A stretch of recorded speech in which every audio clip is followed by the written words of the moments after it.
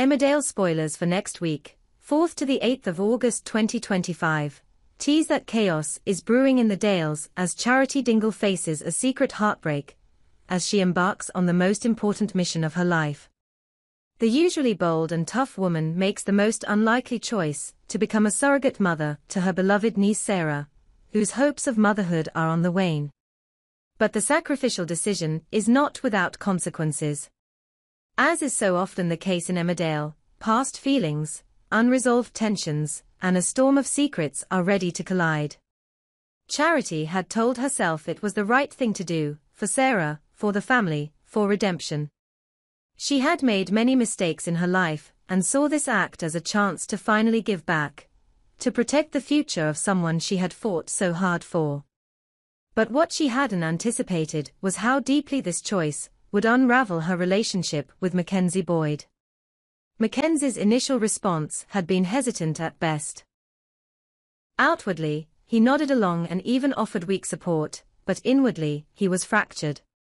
It wasn't just that Charity had made the decision without consulting him. It was the realization that she might be shutting him out for good. Mackenzie had always harbored dreams of building a family with Charity, with their own child, their own journey. And now, watching her give that chance away, he was left to wonder, was this just about Sarah? Or was there something deeper Charity was avoiding? And then there was Vanessa. Always Vanessa.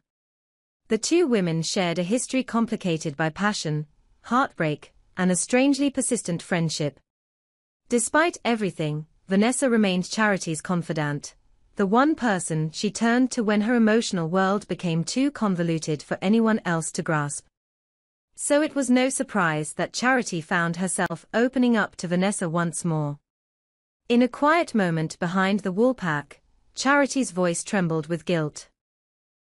She explained the decision, the fear, the secrecy. Vanessa, always the listener, offered no judgment, only empathy. But even in her silence, she recognized what Mackenzie must be feeling. And perhaps, more worryingly, she saw what Charity refused to. Mackenzie did notice. The hushed conversations. The casual touches. The old spark flickering behind glances. It unsettled him. Not because he didn't trust Charity, but because he could feel the emotional tide shifting away from him.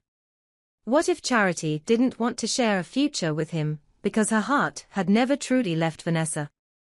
As days passed, tension grew like creeping ivy. Charity tried to focus on the surrogacy. She endured medical appointments, adjusted her lifestyle, and made every effort to create a healthy environment for the baby. But then came the incident in the woods. It was meant to be a calming walk, just the two of them, Charity and Mackenzie. They needed space, time, a connection that had started to feel too fragile. But the Dales had other plans. The path was muddy from recent rainfall, and despite Mackenzie's protests, Charity insisted she was fine. Then it happened. Her foot slipped, her balance lost, and she went down hard on the forest floor. The silence afterward was deafening. Mackenzie rushed to her side, frantic. Charity, always the strong one, pushed herself up with a forced laugh, brushing mud from her coat and insisting she was fine. But something had changed. Something subtle but terrifying. Back at Jacob's house, Charity couldn't shake the unease. Her lower abdomen throbbed dully, and a faint cramp began to form. She said nothing to Sarah, who was buzzing with excitement about a possible engagement with Jacob and the promise of a new beginning. Charity, unwilling to shatter her granddaughter's happiness, chose silence. She smiled, nodded, and deflected. The pressure of secrecy began to mount. Sarah and Jacob, blissfully unaware, planned a small engagement celebration, and Charity saw in it a brief reprieve, a chance to shift focus away from herself. But the truth, as always, has a way of finding the light. As the family scurried about with decorations and plans, Charity felt a rush of something unnatural, a wave of warmth, panic, and dizziness. She ducked into the bathroom, only to be confronted by what she had feared the most, blood. Vanessa found her there, trembling and pale. Their eyes met, and in that moment, the layers of bravado that Charity wore so tightly began to crumble. She confessed the fall, the bleeding, the silence she had wrapped around herself since. Vanessa listened, her expression clouding with concern and quiet anger. "You should have told someone," she whispered, not in reproach, but in disbelief. "You can't carry this alone." Charity's voice cracked as she admitted the reason. "I didn't want to break her heart. This was supposed to give Sarah hope. If I lose this baby, it'll destroy her." For once, Vanessa was speechless. The weight of Charity's grief, guilt, and fear pressed in on them both. Mackenzie, meanwhile, had noticed the shift in energy. The whispered conversations behind closed doors, the hush when he entered the room, he knew something was wrong. He confronted Charity later that evening, his voice trembling with both fury and helplessness. "You didn't trust me enough to tell me. After everything, you still shut me out." Charity's eyes shimmered with tears, but she didn't deny it. "Because I didn't want to face it. Not yet. Not when I wasn't sure what it meant." "And what if you've already lost it?" "What then, Charity?" His words, though cruel in their desperation, struck something inside her. She turned away, arms wrapped tightly around herself. The silence between them yawned wide. As night fell over Emmerdale, the house was quieter than usual. Sarah, oblivious to the storm brewing just beneath the surface, snuggled beside Jacob, whispering dreams of dresses and venues. Vanessa sat outside on the step, a cigarette trembling between her fingers. Mackenzie stood in the kitchen, staring blankly at the kettle. Charity was alone in the bathroom, her reflection in the mirror a stranger. Her hand drifted to her stomach, and for the first time, she allowed the possibility to surface. What if the baby was already gone? And worse, what if she had failed them all? Morning broke slowly over Emmerdale, casting a pale grey hue across the fields. In the stillness, Charity sat on the edge of her bed, her eyes fixed on the floor, unmoving. The events of the previous day looped in her mind, the fall, the blood, the confession to Vanessa, and the unbearable weight of what might come next. Every breath she took felt heavy, every heartbeat uncertain. She hadn't slept. The silence of the house had become a prison, and even Mackenzie's presence, just a room away, was too much and not enough all at once. He'd stayed up as well, pacing the hallway, then finally slipping out into the garden to clear his head, wrestling with emotions too big to voice. Anger. Fear. Guilt. Meanwhile, Vanessa had returned to the village hospital to call in a favor. She managed to schedule an emergency scan for Charity, but when she texted to let her know, there was no reply. She sent another message, short and direct, "You need to do this. For you. For Sarah." Charity stared at the message for minutes before finally standing. Her legs felt unsteady, her hands cold. Still, she dressed quietly and left without waking anyone, slipping into the early morning mist like a ghost. At the hospital, Vanessa was already waiting, sitting with her arms crossed tightly over her chest.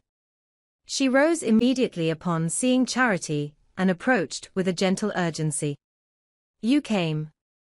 Charity gave a weak smile. "You don't give up, do you? Not when it matters." The scan room was cold and clinical, the air thick with anticipation. Charity lay back, her jaw clenched as the technician moved silently through the procedure. Vanessa stood nearby, her hands gripping the edge of a table, watching Charity more than the screen. Then the silence was broken. "There's still a heartbeat. It's strong." Charity let out a breath she didn't realize she'd been holding. Her eyes fluttered closed as the tension melted into relief, brief, fleeting, but enough. Vanessa reached for her hand, and for a long second, they held on, united in quiet gratitude. But relief didn't mean peace. Back in the village, Sarah was brimming with excitement about the party. She had no clue about the events unfolding behind the scenes. When Charity returned home, her attempt to hide her weariness was paper-thin. "Where have you been?"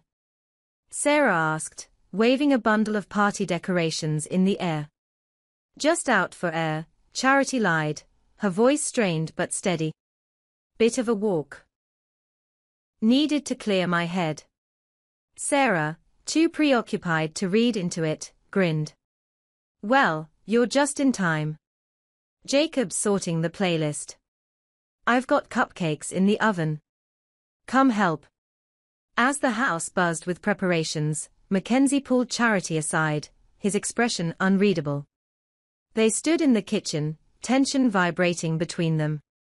"You disappeared. I woke up and you were gone." "I had to go to the hospital," she said simply. "Vanessa booked me in." His jaw tightened. "And you didn't think to tell me?" "Again. I wasn't ready to share that with you. I wasn't even sure what was happening myself." His eyes softened, if only slightly. "And now? It's okay. For now. The baby's fine.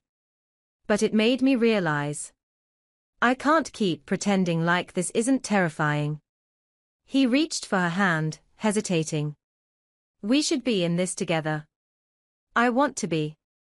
But you've got to let me." She didn't respond. Instead, she stepped away to help Sarah hang the decorations, leaving Mackenzie staring at the spot where she'd stood. Later, the party began. The living room was filled with soft music, laughter, and a warmth Charity hadn't felt in weeks. For a moment, it almost felt like everything was normal.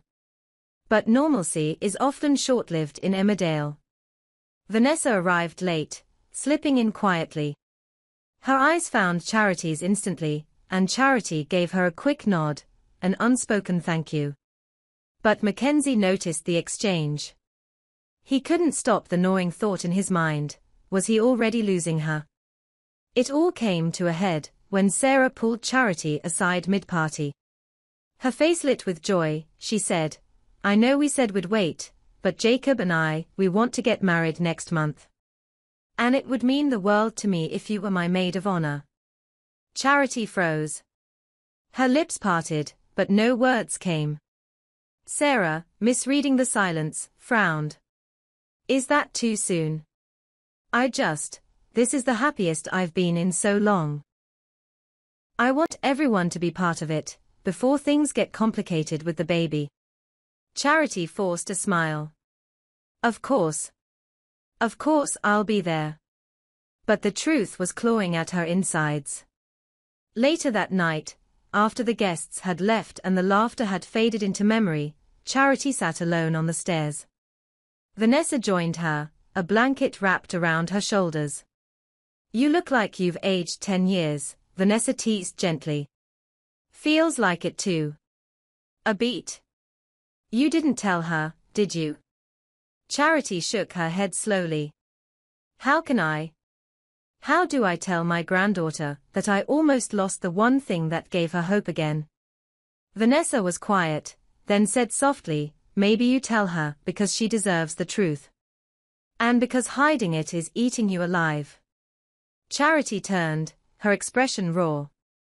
"She's already been through hell. I just want to give her one piece of happiness." From the doorway, Mackenzie watched the two women in silence. He stepped back before they saw him, retreating into the shadows of the hallway. He needed answers, but not from Charity. Not now. Instead, the next day, he found himself at the hospital, asking after Vanessa. When they met in the staff break room, he was direct. "Are you still in love with her?" Vanessa stared at him, stunned. "That's none of your business, Mackenzie.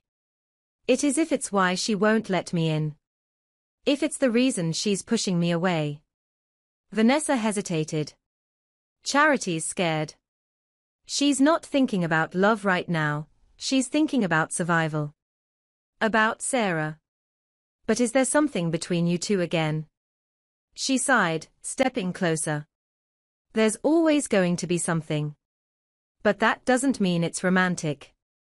Maybe she just needs someone who knows how to be there without asking for anything in return. Mackenzie left without a word. The days that followed grew colder. Charity kept her focus on helping Sarah plan the wedding, using each appointment, each floral arrangement, as a distraction. But her mood darkened with each passing moment. She kept the truth buried. Eventually, it all came crashing down. Sarah found the hospital letter tucked away in Charity's drawer. The name of the maternity unit, the date, it all clicked. You went for a scan without telling me. Charity turned pale. Sarah. Did something happen? Tell me the truth. Cornered, Charity broke. Tears spilled freely as she explained the fall, the bleeding, the fear. Sarah's face contorted in pain. You were going to let me go through this whole thing not knowing something went wrong. Do you think I'm that fragile? I didn't want to take away your happiness. But this baby isn't just yours, Charity. It's mine. I deserved to know. The silence that followed was unbearable.